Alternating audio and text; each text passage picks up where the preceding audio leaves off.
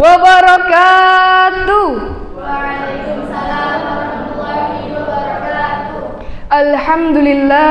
Alhamdulillahilladzi ja'alal qalama lil kitabah wal kitabah lil qiraah wal qiraah lil ma'rifah wal ma'rifah lil ibadah wal ibadah lillahi ta'ala, amma ba'du. Hadratul muhtaramin, segenap para alim ulama yang saya hormati, segenap dewan juri yang arif dan bijaksana, para dai dan daiyah yang insya Allah selalu dirahmati oleh Allah. 23 tahun Nabi kita berjuang menyebarkan risalah kebaikan Islam. Sangat banyak tantangan yang dihadapi, mulai dari cacian, makian, siksaan, bahkan hingga rencana dalam pembunuhan. Namun beliau tetap istiqomah dalam menegakkan pilar kebaikan dan mengubur kejahiliahan. Hadirin yang dirahmati oleh Allah, zaman di mana terus berubah, yang mana kita hidup di era modern yang penuh dengan kemajuan teknologi, informasi, dan gaya hidup serba instan. Di satu sisi, kemajuan ini membawa banyak manfaat, tetapi di sisi lain juga menghadirkan tantangan besar bagi umat Islam.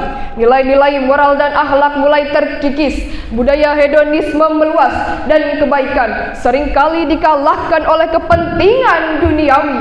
Di tengah derasnya arus perubahan ini, Islam memberikan solusi abadi melalui perintah amal ma'ruf nahi munkar, menyeru kepada kebaikan dan mencegah kemungkaran.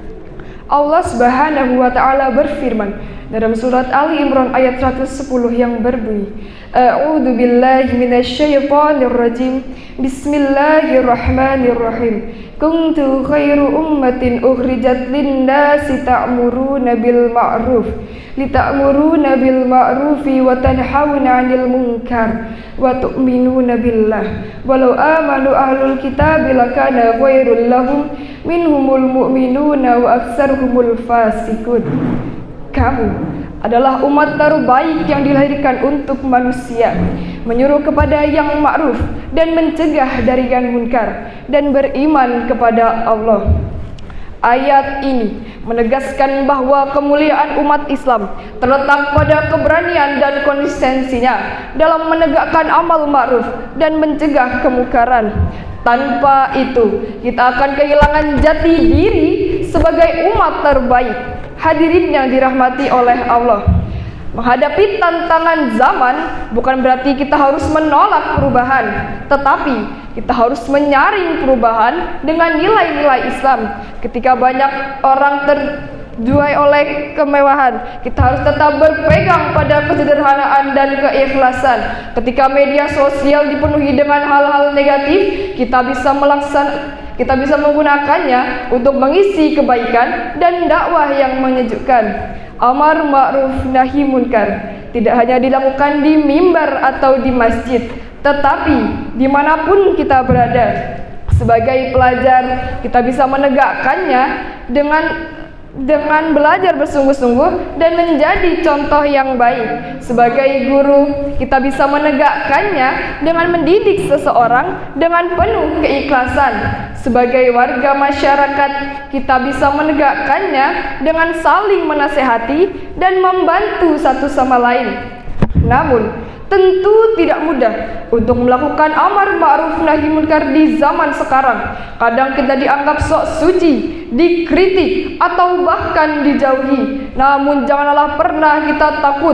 Rasulullah SAW pun pernah menghadapi tantangan yang jauh lebih besar, namun beliau tidak pernah mundur. Yang penting kita melakukannya dengan penuh kesabaran, hikmah, dan kasih sayang. Hadirin yang dirahmati oleh Allah, sekarang yang jadi pertanyaannya adalah berani atau tidak kita menasihati teman yang melakukan kesalahan.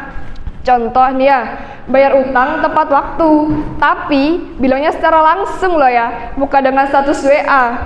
Bayar pinjam 100 disuruh bayar utang malah nyerucus-nyerucus. Astagfirullah. Hadirin yang dirahmati oleh Allah, mari kita jadikan amal ma'ruf nahi munkar sebagai perisai dalam menghadapi tantangan zaman. Kita tidak hanya melindungi diri kita sendiri, tetapi juga melindungi masyarakat dan generasi dari kehancuran moral. Karena bangsa yang kuat bukan hanya yang maju teknologinya, tetapi juga yang kokoh akhlaknya. Hadirin yang dirahmati oleh Allah, mungkin cukup sekian apa yang dapat saya sampaikan. Apabila ada salah kata ataupun salah dalam menaruh rasa, saya mohon maaf yang sebesar-besarnya. Dan akhirnya dari saya, wassalamualaikum warahmatullahi wabarakatuh. Waalaikumsalam.